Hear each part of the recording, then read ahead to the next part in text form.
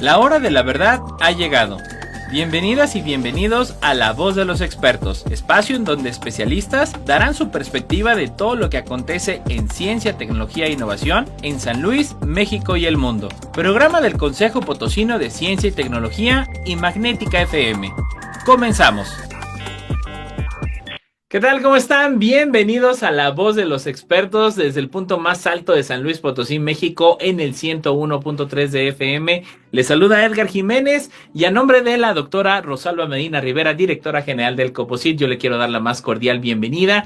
Y bueno, pues el día de hoy, a unas horas de una de las festividades que enmarcan sobre todo nuestra cultura, la cultura sobre todo occidental, que bueno, es la Nochebuena y ya el día de mañana, 25 de diciembre, bueno, pues la Navidad. Y como tal, pues el día de hoy tenemos un invitadazo de honor que bueno, pues también de la Benemérita y Centenaria Escuela Normal del Estado de San Luis Potosí, que es una institución que de verdad marca un referente y no nada más en la formación de aquellos que van a ser formadores, sino en el área de investigación, que luego pocas veces se sabe. Y para ello quiero dar la más cordial bienvenida al doctor Jesús Alberto Leiva Ortiz. Él es escritor, profesor e investigador precisamente de la BCN. Mi estimado doctor, bienvenido, un gusto tenerte aquí en el programa. Edgar, muchísimas gracias por la invitación. Desde luego, primero traigo un saludo de nuestro director general, el doctor Francisco Hernández Ortiz, quien agradece el espacio para que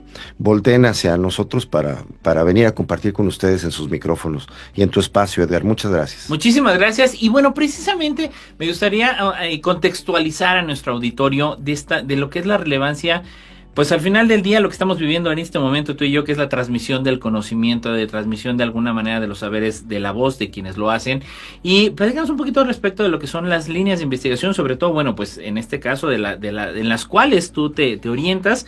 Y también, pues esta experiencia, quehacer que bueno, como galardonado ya en varias ocasiones, en tu quehacer como escritor, que es fundamental, sobre todo también la literatura para la transmisión del conocimiento y de los saberes. Pues sí, Edgar, fíjate que en la normal existen varios cuerpos académicos, existen varios grupos de investigación, uno de ellos es el de nosotros.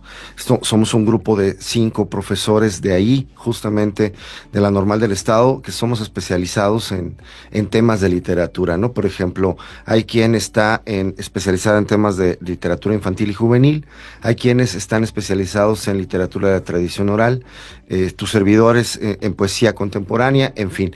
Pero básicamente tenemos la preocupación de que poder investigar sobre cómo apoyar a los futuros docentes en la enseñanza y el aprendizaje de la literatura.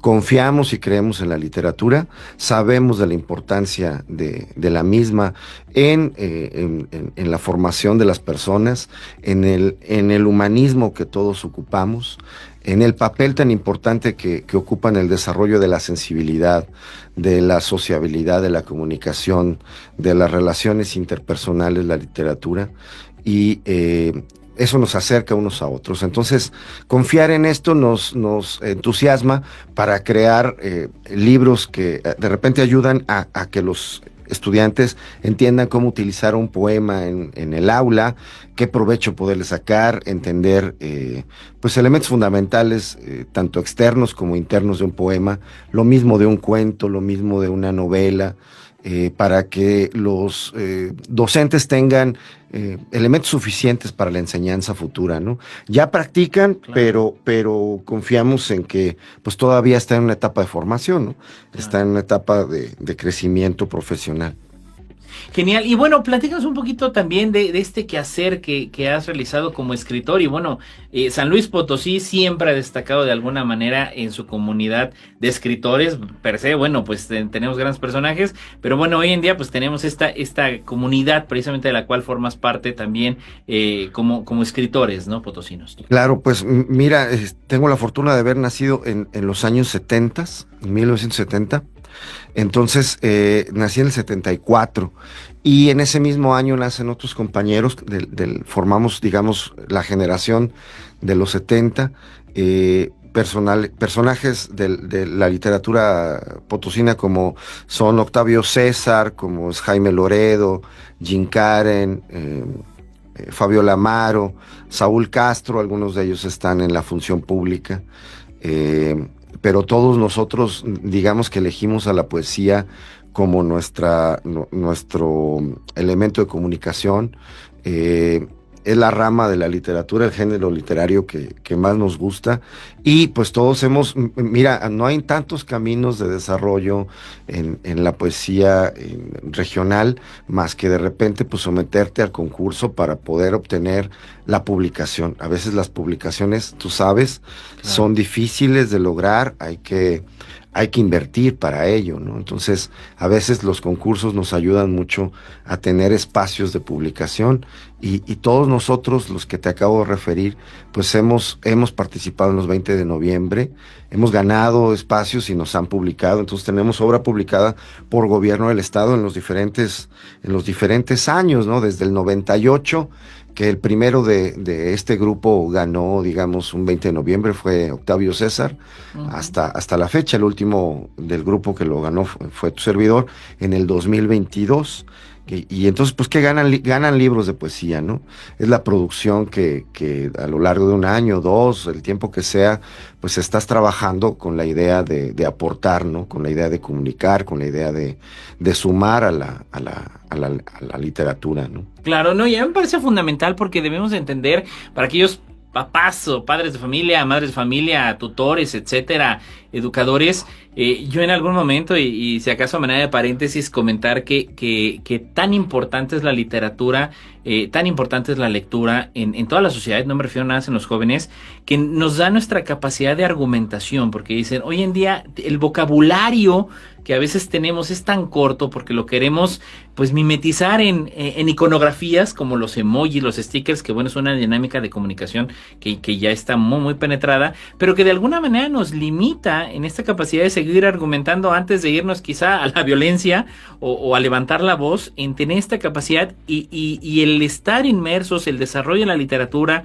en permearla a la sociedad, pues es fundamental para que exista esta armonía. O sea, literalmente podemos tener todos los desarrollos y avances científicos, tecnológicos, y de lo que hablen de IA, pero si la gente no está inmersa también en la literatura, así como en otros temas, pues finalmente tendremos un retroceso eventualmente. Pero bueno, me gustaría entrar, mi querido José Alberto, en un poquito en materia de este tema del día de hoy, de lo que ya estamos en vísperas de la Nochebuena, el día de mañana, Navidad, que bueno, al final del día hay personajes que han marcado y que a lo largo del tiempo, y gracias precisamente a este contexto de la literatura oral, del cómo la transmisión de los saberes, del conocimiento, han roto barreras, han traspasado océanos, y yo no lo vas a decir ahorita, en cuanto a un personaje que hoy en día, pues al final del día se ha convertido en mito, leyenda y a veces en merchandising, o sea, en un producto finalmente comercial, pero que trae un trasfondo social y cultural histórico importante. Me gustaría que pudiéramos ir enmarcando de lo que refiere esta festividad, y bueno, pues este personaje precisamente como lo es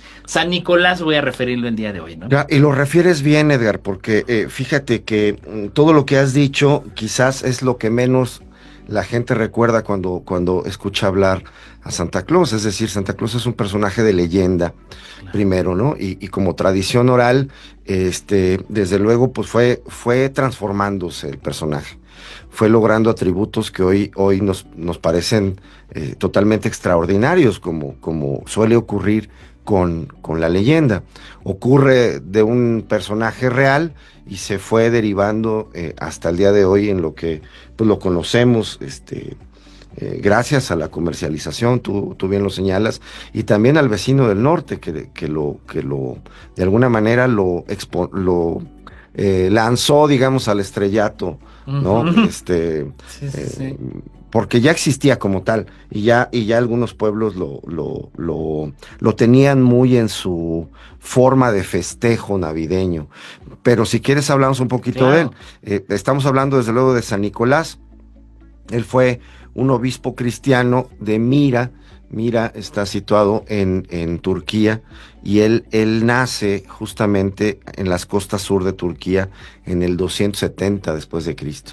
O sea, estamos hablando al final del siglo III, y era un hombre obviamente religioso, escogió la fe católica, y dentro de sus atributos era el dar. Era un ser bondadoso que se caracterizaba por dar.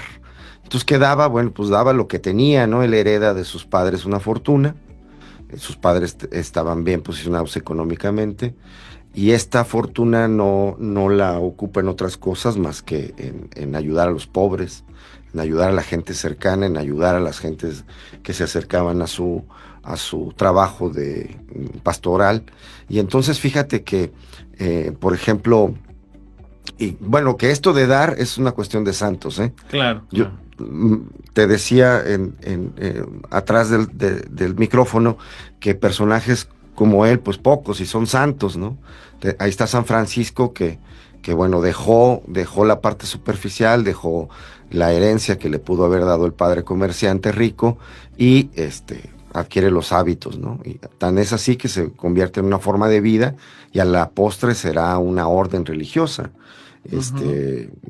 los franciscanos. Entonces San Francisco pues estaba colmado en dar, ¿no? Daba ayuda, daba servicio social, digamos, daba ayuda a las personas necesitadas. Y a los animales también, recordemos que es un santo muy de animales. Así es. San Nicolás lo mismo, ayudaba a las personas. Y ayudaba también de formas muy particulares. A veces no se hacía presente, es decir, lo hacía de forma anónima.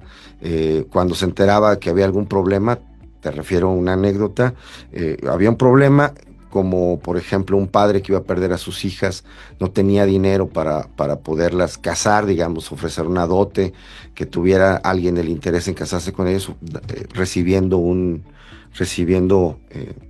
pues alguna parte de la fortuna, ¿no? Claro. Un bien material por ellas, pues entonces estaban expuestas a ser vendidas, a que las comercializaran o dedicarse a la vida en la calle, ¿no? A vender su cuerpo, lo que fuera. Y entonces, pues el padre desesperado, las hijas más, imagínate, claro, la vida que les viene. Entonces se cuenta que San Nicolás, pues se trepó a la azotea, porque también esto de ayudar no a todos les acomoda, ¿eh? Pero bueno, se trepa a la azotea y ahí por la chimenea le avienta al padre dinero, monedas y es justamente la cantidad para que él pudiera ofrecer una dote para sus hijas, y así lo hace, y las hijas se salvan de ese futuro aterrador que se avecinaba. Lo cual también hace ver que San Nicolás, pues, también mantenía, digamos, pues el orgullo de las personas. Hay quienes les gusta dar, pero también hay quienes no les gusta recibir, ¿verdad? Sí. Y es que es complicado. Y también hay quien les gusta dar, pero sin hacerse presente, es decir, no saber qué están justamente dando. Y esto, bueno, pues desde luego es bíblico. Ya cuando en ciertas partes de los evangelios decía, no te hagas notar que estás haciendo oración, ¿no? Más bien ora, sí, no hagas como unos que sí se ponen, que eran los doctores de las sinagogas, decía, no hagas como ellos que lo hacen público, que tienen poses para hacer oración, pero pues a la larga esto no funciona así. Tú hazlo, que los ojos de Dios te estarán mirando. Interesantísimo, y bueno, apenas estamos arrancando precisamente La Voz de los Expertos con un tema tan interesante, precisamente detrás de este gran personaje. Y bueno, la ciencia de la Navidad refiere a enmarcar social, históricamente y culturalmente el cómo se fue dando esta leyenda, este mito de este personaje, arzobispo, y que bueno, de Turquía. Vamos, ya estamos platicando a lo largo del programa cómo evoluciona un personaje que sin tener WhatsApp, Wikipedia o TikTok ha trascendido a lo largo de siglos, a lo largo de generaciones. No se vaya, estamos empezando La Voz de los Expertos, no se vaya. De vuelta en La Voz de los Expertos, estamos platicando con el doctor Jesús Alberto Leiva Ortiz. Él es escritor e investigador de la Benemérita y Centenaria Escuela Normal del Estado. Bueno, un tema de verdad sabrosón, de verdad. Ya huele a Nochebuena. Saque el ponche o saque la tole o lo que se vaya a departir hoy. Adelántese un poquillo porque esta charla está riquísima. Y bueno, mi estimado Jesús Alberto, veníamos platicando, ¿no? Cómo arranca este mito, leyenda, este personaje de carne y hueso al final del día. Nicolás en aquel entonces, quizá no era un santo, porque obviamente eso ya quizá tú nos platicarás en qué momento se da, pero ¿de qué manera fue evolucionando o inclusive hasta de qué manera se pudo haber documentado todos esos hechos? Porque de alguna manera, pues quizás si nadie los escribió, la tradición oral es la que a veces permea más. Hay quien dice, no, es que si no está escrito en los libros, no, mangos, o sea, digo, hasta en nuestra cultura mexicana, a veces las tradiciones orales son las únicas que pueden a veces sobrevivir ante los embates de desaparecer escritos, etcétera. ¿Cómo siguió esa historia a partir de que hace, pues, esta primera labor de bondad, Nicolás? Claro, bueno, pues todos sus hechos, todas sus acciones fueron teniendo tal impacto social que pues comenzaron de boca en boca a ser conocidísimos, y tan es así que pues se extendió su fama, trascendió fronteras y se fue extendiendo. Me preguntaba si es santo, está referido como un santo. ¿Como santo? San Nicolás, así es, San Nicolás de Mira. Es el nombre, digamos, al que lo refieren. Si haces una búsqueda cualquiera en un buscador cualquiera, te va a arrojar San Nicolás de Mira, justamente. Ahora, pues, esta fama de él, que por cierto era un hombre ya entrado en edad, cuando alcanza su máxima fama y después desde luego la santificación, pero además era un hombre barbado que siempre andaba salvando la vida pues de quien pudiera, y dando absolutamente todo lo que tenía, ¿no? El dar era su digamos su carácter principal, ¿no? Que por cierto, paréntesis, en el hecho de dar, la bondad de ofrecer, dicen algunos psicólogos que algunos psiquiatras, que también ayudan mucho en la generación de dopamina. Sí, en la parte fisiológica, ¿no? Claro. De la parte filantrópica que hoy en día vemos pues en distintas organizaciones o personas, aunque no formen parte de ninguna asociación, ¿no? Claro, pero bueno, en fin, llegó a tal grado su fama que pues desde luego hubo países europeos que lo tenían ya muy en alta estima, y empezaban a imitar y esperaban también que de alguna manera la creencia en el santo San Nicolás pues les fuera a ofrecer, ¿no? Claro. Por ejemplo, los holandeses le llamaban Sinter Nicolás, que después lo contrajeron, porque ya ves que todos los nombres largos los vamos, de hermano vas a mano. Sí, ¿no? a bro y así nos vamos contrayendo todo. Pues así se contrajo también a Sinterklaas. Era Sinterklaas.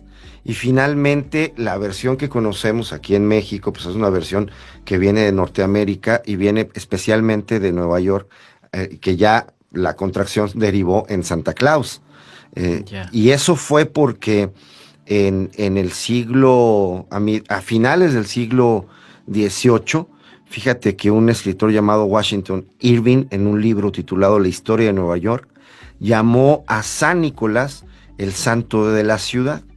Y luego hubo un poema famosísimo de un tal Clement Clark Moore. En su poema le llamaba la visita o vísperas de Navidad, es la traducción en español, pero en realidad es An Account of a Visit from St. Nicholas. Okay. Entonces, ahí lo refiere como un elfo viejo.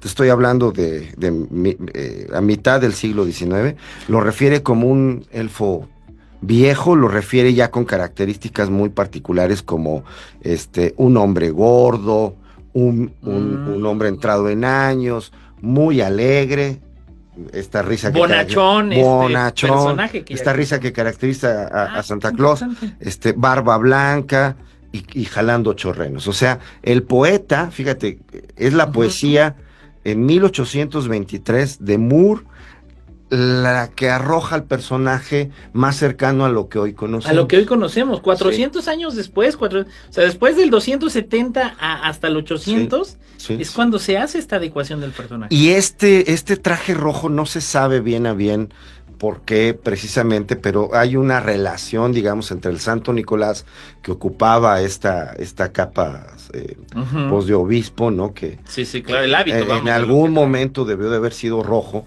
y que se les ocurrió ponerlo de esta forma. Pero ya desde luego, fíjate, estamos hablando de 1823 en Estados Unidos.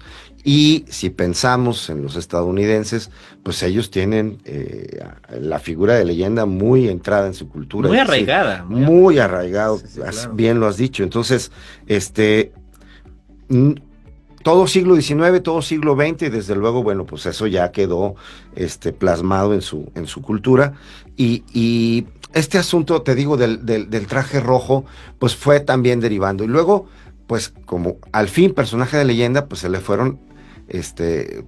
fueron adicionando cualidades extraordinarias. Por ejemplo, pues ya Santa Claus no solamente era capaz de dar, que ya es mucho, sino que además era capaz de producir lo suficiente para dar a una población mundial, por ejemplo. Exacto, ¿no? Ya era global. Ya era una producción en masa, la de Santa Claus, ¿no? Ya no solamente volaba renos, sino que además era capaz de traer la bondad a las familias, de repararlas, de reparar el mal, o de quitar durante un tiempo el mal en el mundo, que eso se antoja totalmente difícil. Y más en estos días, ¿verdad? Que bueno, wow. Exactamente, y más en estos días.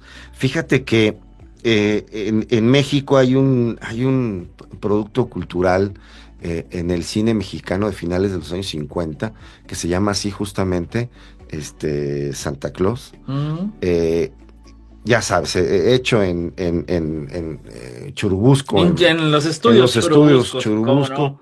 Este personaje es encantador, y esta película también. Además, bueno, la pasan a cada rato en la televisión nacional, en la televisión abierta. Es un personaje interesantísimo porque en ese 1959 hacen una mezcla cultural entre el Santa Claus norteamericano, el Santa Claus europeo, con tradiciones de nosotros, ¿no? Mexicanas, sí, definitivamente. Y bueno, a Santa Claus también, ahí aparece justamente mucha ciencia en ese 1959, en esa película. La hizo, déjame te refiero exactamente quién fue quien la dirigió, René Cardona, que él fue un actor cubano, por cierto, así empezó, pero después se hizo ya productor, y la escribió Adolfo Torres Portillo. La produjo también Guillermo Calderón y fue filmada en los estudios Churubusco de la Ciudad de México, y tuvo reconocimientos en Estados Unidos. El famosísimo actor era José Elías Moreno, lo recordarás porque luego siempre le hizo de logro. Ajá, el pulgarcito, no? o sí, era... las películas de antaño, pero... Totalmente, sí. Bonitas, era. Exactamente, y ahí a Santa Claus, bueno, pues le agregan muchos atributos científicos. Por ejemplo, él no está en ningún polo fabricando juguetes, él tiene una juguetilandia ubicada en el espacio, fíjate, está en el espacio, y luego tiene formas de conocer los sueños de los niños. Tiene formas de verlos a través de un miralejo. Puede observar las calles, las casas, el interior, ¿no? Pero hay dos adiciones extraordinarias que vienen de la tradición europea. Le ayuda el mago Merlín a hacer cosas. ¿De Edad Media? O sea, un personaje también de la literatura. El mago Merlín es uno de sus ayudantes, y que le hace, pues, pócimas y cosas extraordinarias para que él, por ejemplo, logre la invisibilidad en ciertos momentos. En fin, hay muchas cosas que se van adicionando en esa película. La recomiendo ampliamente. Claro. Seguramente... Para ver en unas horas antes de la cena. Sí, ¿no? Dura 94 minutos, ni siquiera... De hora y media es la peli. Y luego también tiene un enemigo, un diablo que se llama Precio. Que el mismísimo Satanás le encomendó la tarea de fastidiar todo, y entonces ese es su enemigo, Precio, y digamos los receptores del bien y del mal son los niños, ¿no?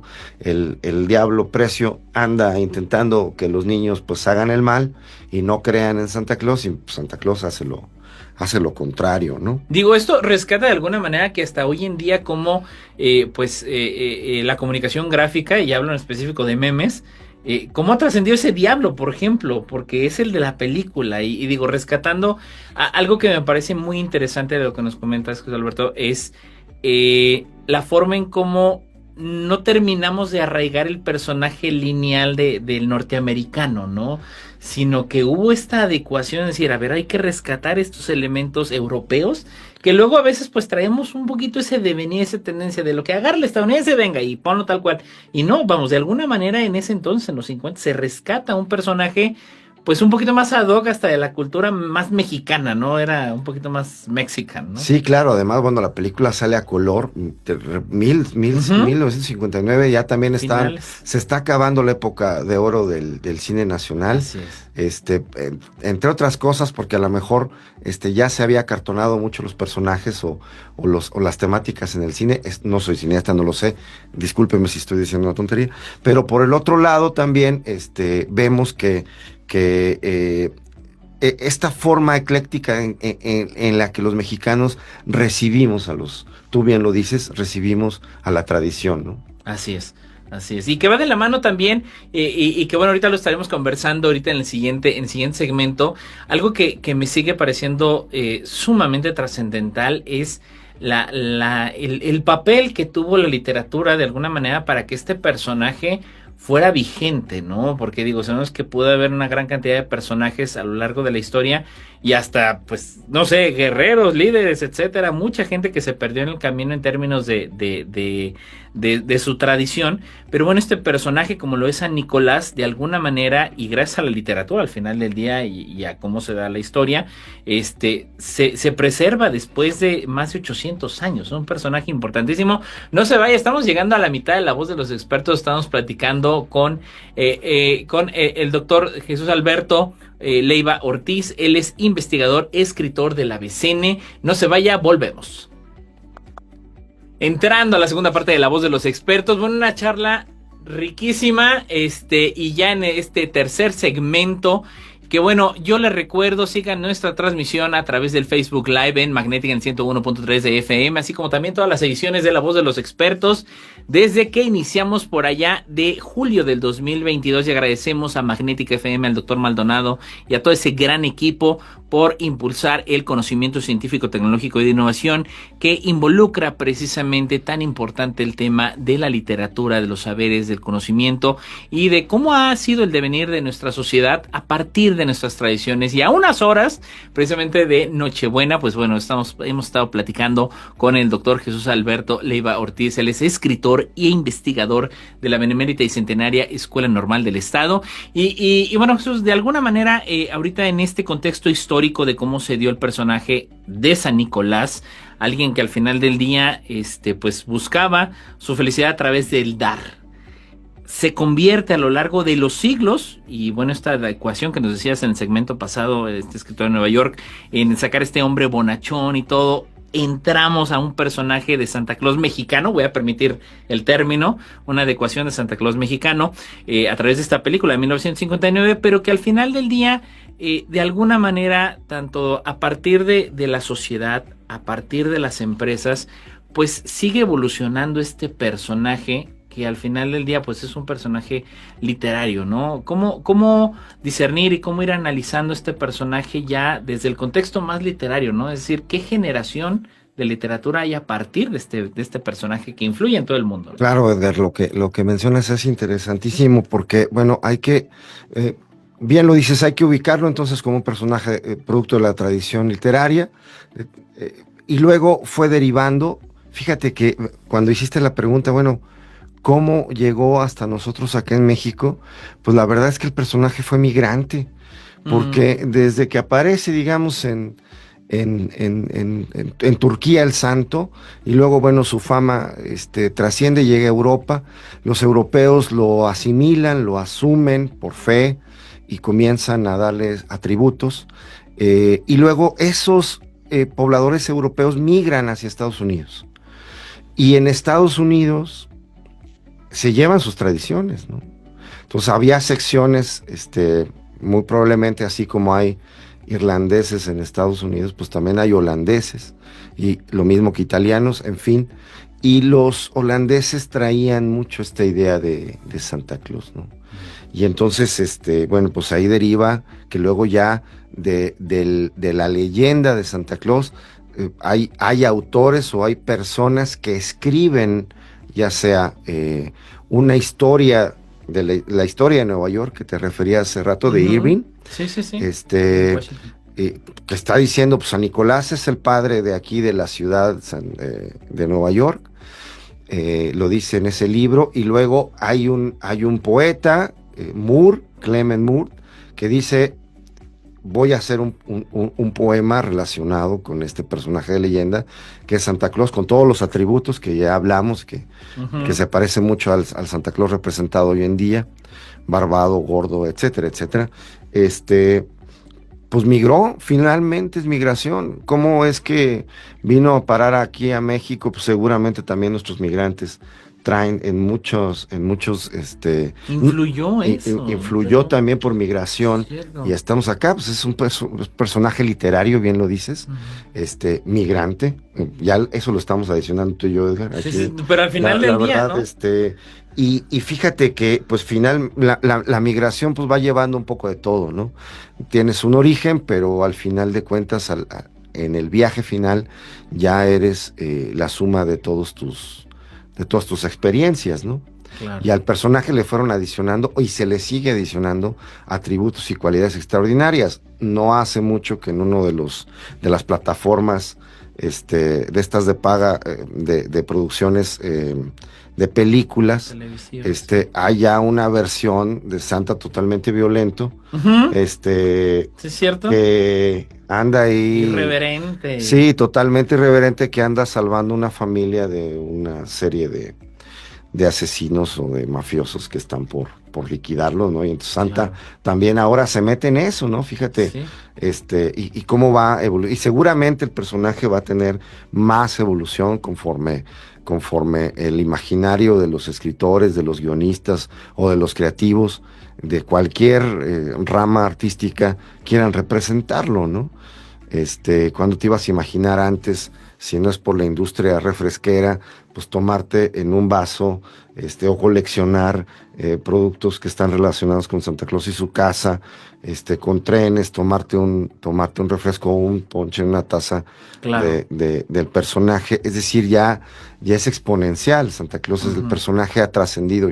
Yo creo que es de los personajes literarios más famosos, más usados de alguna manera, ¿no? Y sí, por temporalidad. Y algo que también me gustaría pues indagar un poquito es si de alguna forma se ha venido documentando o hay alguna forma en la que se va rescatando pues estos elementos de la literatura oral. Por ejemplo, me imagino debe haber hasta cánticos relacionados con San Nicolás, algunos escritos también, pero que si de alguna manera hay alguna concentración en algún lugar, o de qué manera ¿tú crees que se ha venido evolucionando? Digo, per se, claro, el ejercicio de las empresas, bueno, pues ellos finalmente para comercializar, pero desde la parte del conocimiento de las instituciones, y como atinadamente se puntualiza, personaje literario, si hay alguna forma en la que se haya rescatado esta tradición de este personaje. Si hay algún contexto histórico o algún donde se rescate acervo. Claro, bueno, yo creo que hay varios referentes bibliográficos al respecto. No sé exactamente darte un título de un libro en particular, porque son muchas las culturas que luego se atribuyen, que van adaptando, que se atribuyen la cualidad de opinarlo, digamos que, y además como producto de tradición oral, no sabemos del todo dónde termina el personaje real y dónde comienza la ficción. Esto dificulta mucho poder enfatizar propiamente. Tenemos referentes como los que te he dicho, que de repente apuntalan la idea de tener algo fundamental del personaje, algo sólido. Pero como es la tradición oral, pues al final de cuentas nadie tiene la certeza. te doy como ejemplo La Llorona. ¿Cuántas lloronas no hay en México, no? Pero la esencia de La Llorona, bueno, pues sigue siendo la pérdida, el dolor por la pérdida, la traición tal vez, y podemos seguir hablando de cualidades que le ocurren a la protagonista, que a la postre será la Llorona, pero cuántas versiones, hasta en un mismo estado, por municipios, hay versiones que van variando, ¿no? Hay pérdidas distintas de los hijos, hay modos operandi distintas en las diferentes lloronas que tenemos. Y luego estas se convirtieron en canciones, porque bien dices, oye, esto de las canciones y demás, desde luego los villancicos rescatan toda la tradición antigua, es un elemento cultural vivo, el villancico, que bien rescata hasta nuestros días lo que fue en un tiempo pasado, ¿no? Por ejemplo, esta canción de Oh Christmas Tree, pues no era un cántico realmente alemán, antiquísimo, que le llamaban al árbol Baumann, ¿no? Me parece que, no sé alemán, es Baumann, y entonces ellos son los que cantaban esto, y luego pues el migrante alemán lo lleva a Estados Unidos y lo va derivando, y en fin, lo conocemos nosotros acá en México porque pues, la herencia cultural de Estados Unidos en cuestión de la Navidad es muy fuerte, ¿no? Claro. Muy fuerte. Claro, y por cierto, también es al contrario también, bueno, pues cuántas cosas no hemos heredado al país del norte. En Santa Claus, en esta versión de 1959, en Juguetilandia, Santa Claus tenía un nacimiento, fíjate qué curioso. Qué interesante esta combinación sí, de lo cristiano, y hasta la palabra Christmas. Yo estaba checando eso y dices de Christ, la misa de Cristo, y al final lo relacionamos con Santa Claus, ¿no? Tenía un nacimiento y desde luego, bueno, la figura emblemática del mal, que es Satanás, ¿no? Y el diablo, que también se relaciona con Santa Claus, y hacen ahí un juego de el bueno y el villano.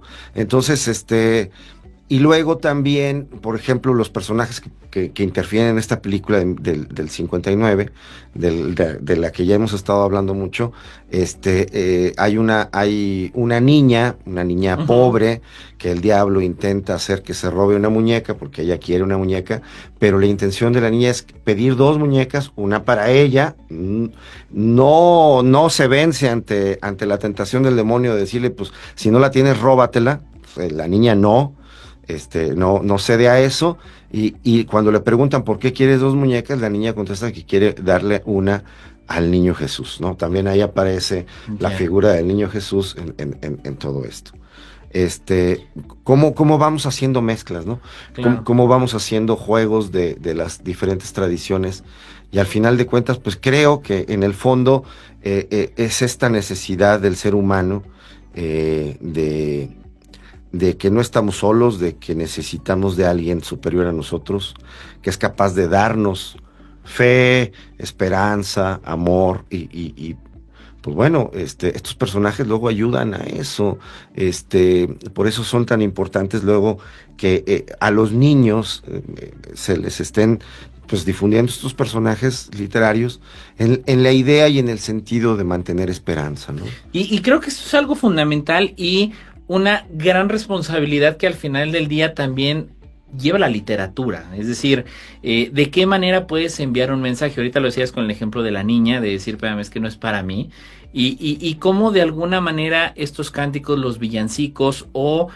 Híjole, se me viene a la mente inmediatamente el tema de las pastorelas, ¿no?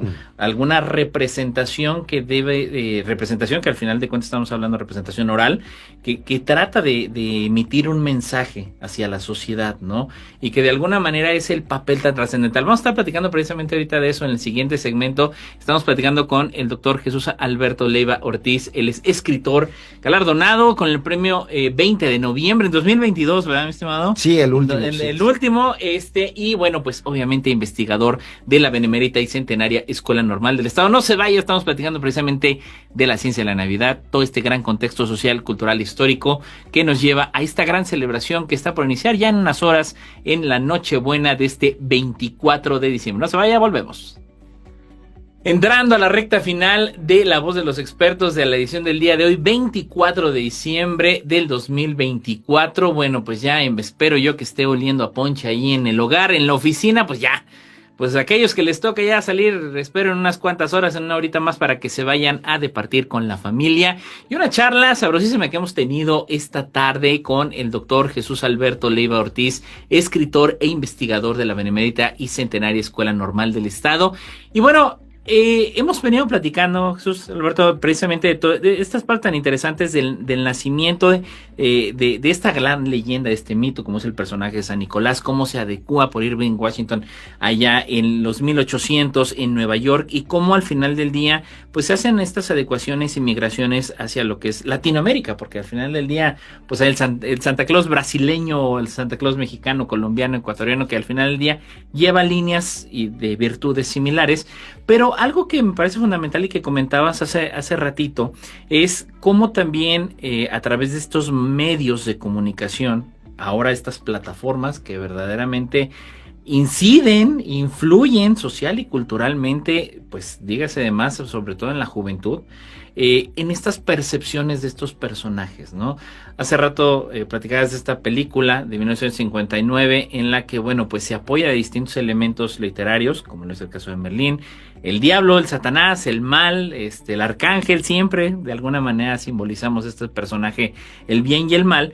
Pero hoy en día, de alguna manera, esta gran apertura mediática a través de las plataformas de redes sociales o estas de plataformas de streaming, pues se han visto, no sé, ya no sé si se han visto obligadas o han tratado de experimentar en, a pesar de dar un mensaje, pues tratan de ser a veces un poquito cada vez más crudas, ¿no? Y esto lo sintetizo en decir, cada vez vemos un Santa más irreverente, más rebeldón, hasta a veces más regañón, y ya no ese personaje bonachón que quizá en los años 80, cuando la Secretaría de Gobernación decía, todo lo checamos antes de que saliera la televisión abierta, que era chiquitita en aquel entonces. ¿Cuál es tu opinión de cómo también desde el punto de vista literario, bueno, pues ha evolucionado, ¿no? Porque hoy en día quizá la IA, oye, escríbeme un cuento con un Santa quizá más rebeldón, ¿no? Más salvaje. ¿Cuál es tu percepción como escritor en aras de cómo ha venido evolucionando también este personaje en las últimas décadas, ¿no? Pues fíjate, Edgar, que yo creo que en este afán de extender las sagas, en el afán de ya no mantenerme en el mismo personaje e irlo evolucionando lo que está pasando en la sociedad. Tenemos una sociedad pues con tristeza, pero pues es una sociedad violenta, es una sociedad alcoholizada, es una sociedad, bueno, que tiene muchos atributos, pero también hay que decir que tiene muchas taras sociales, ¿no?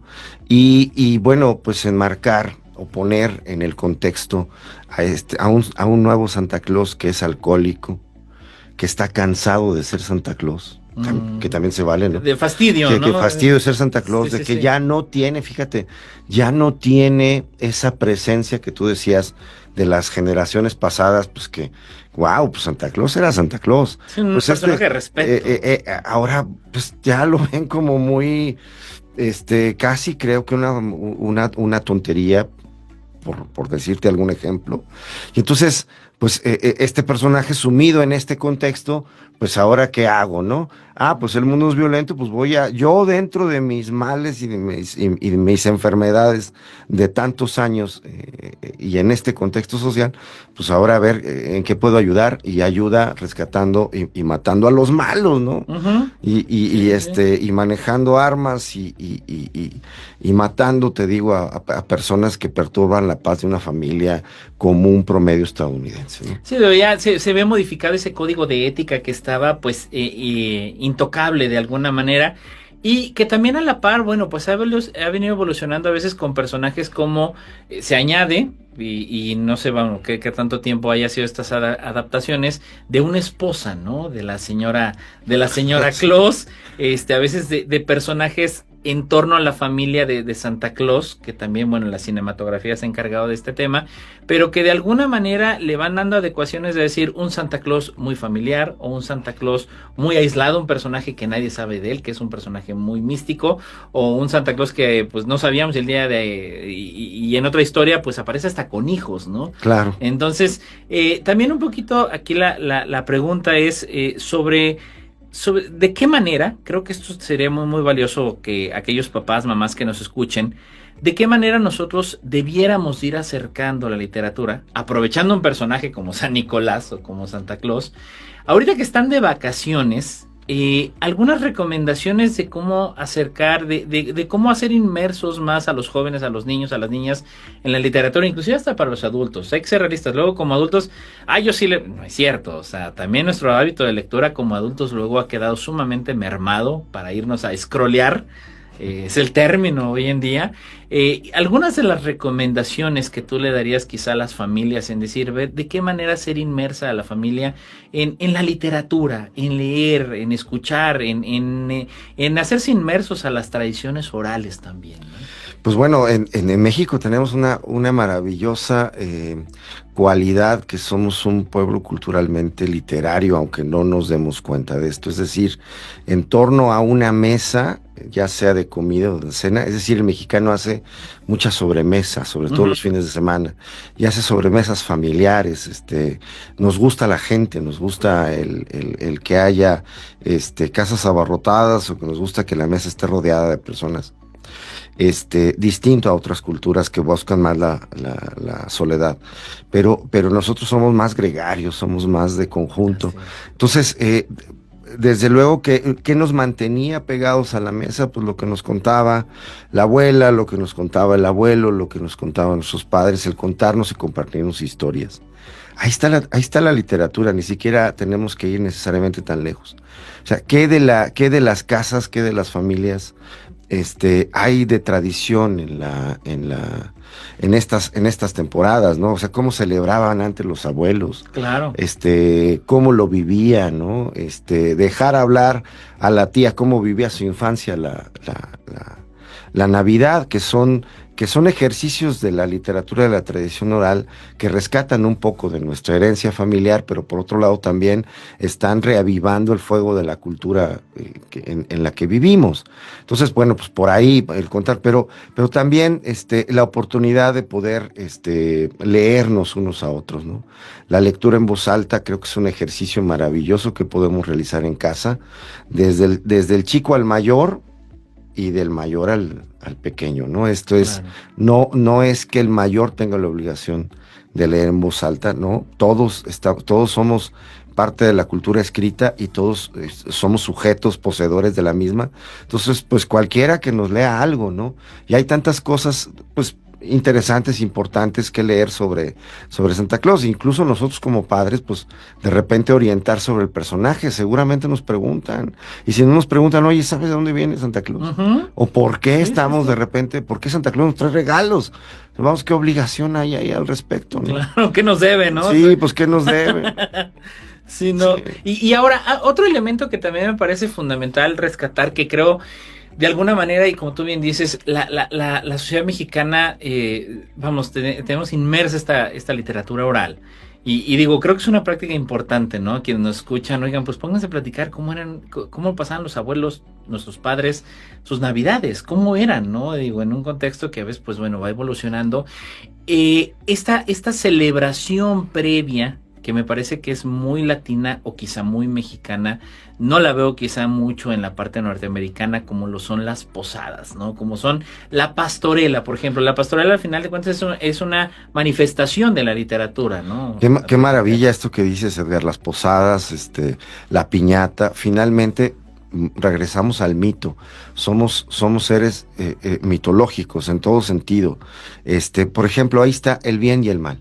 En la piñata está la representación del mal, los 7 picos, los 7 pecados capitales, pero si rompes el mal, entonces te viene la dulzura, te viene la bondad, y entonces te caen dulces y puedes recoger, una vez que hayas roto el mal o que hayas vencido al mal, pues entonces puedes recoger los frutos de esa lucha, ¿no? Y los cánticos que vienen. Y los cánticos, desde luego que normalmente los cánticos vienen por alabanzas, es una cuestión más de dogma, son alabanzas a Dios, son alabanzas al niño que está por nacer, que está por venir, y también este asunto de las pastorelas, que es maravilloso, porque no es otra cosa más que la representación del bien y el mal. Es decir, otra vez hay un grupo de personas que están neutras y que les piden ir a visitar el bien, porque es necesario buscar el bien, y es un camino largo. Claro. El camino es un trayecto, es camino largo, y en el trayecto nos vamos a encontrar dificultades.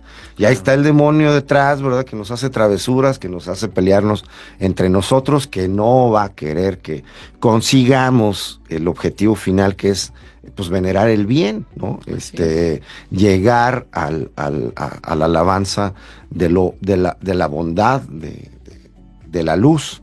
Entonces, pues imagínate, finalmente las posadas, las piñatas, pues son justamente eso. Y desde luego la maravillosa tradición de representar cómo la Virgen María, de la mano de José, a punto de dar a luz, está tratando de buscar un lugar para justamente descansar.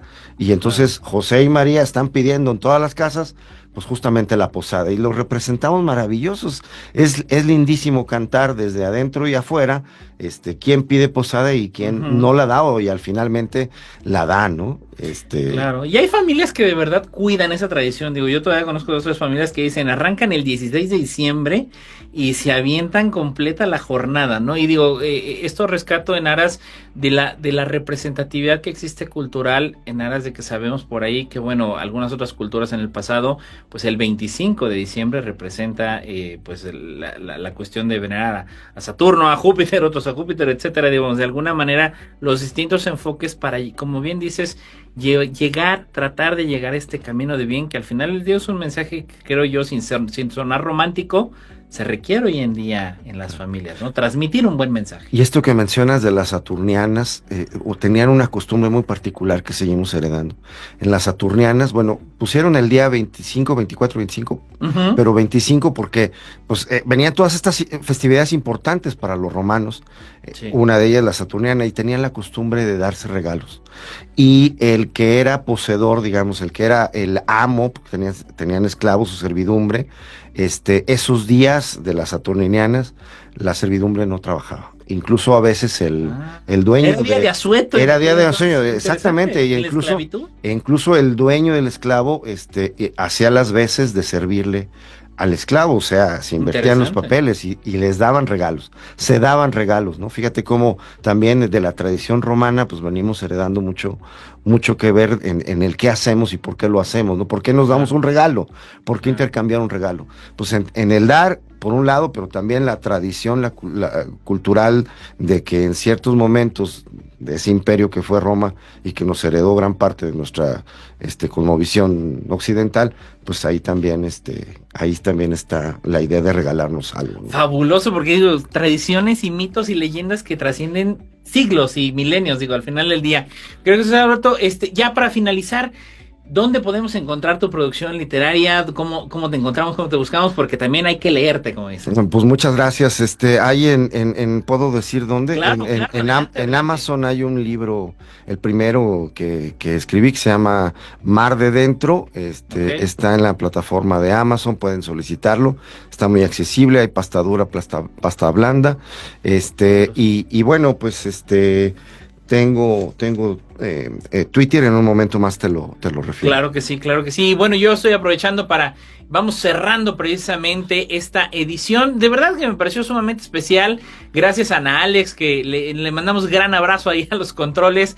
Que la pase de maravilla. Usted también pásela de maravilla en esta Nochebuena, en Navidad. Que sea momento de reflexión, sin importar lo que profese espiritualmente. Que sea un momento de unión familiar, de unión social, porque es lo que más necesitamos hoy en día. Enviar un buen mensaje a todos los que nos rodean y se pueda diseminar. ¿Cuáles son las redes sociales, mi querido? En Instagram estoy como Jesús Leiva O. Ahí me pueden ubicar, sí, con muchísimo gusto. Jesús Leiva O en Instagram. Muchísimas gracias. Perfectísimo. Al contrario, gracias por haber estado en el programa. La verdad, padrísimo estuvo el día de hoy. Edgar, te agradezco el espacio y sobre todo los radioescuchas, que tengan una feliz Navidad. Igualmente a todos, bendiciones, gracias a todo el gran equipo de Magnética y al del Coposit, a nombre de la doctora Rosalba Medina Rivera, directora general del Coposit. Yo soy Edgar Jiménez y le deseo una feliz y bendecida Navidad y Nochebuena. Hasta el martes. Gracias por acompañarnos en La Voz de los Expertos. No lo olvides, todos los martes a las 4 de la tarde por el 101.3 de FM. Esta fue una producción del Consejo Potosino de Ciencia y Tecnología y Magnética FM. Te esperamos la próxima semana.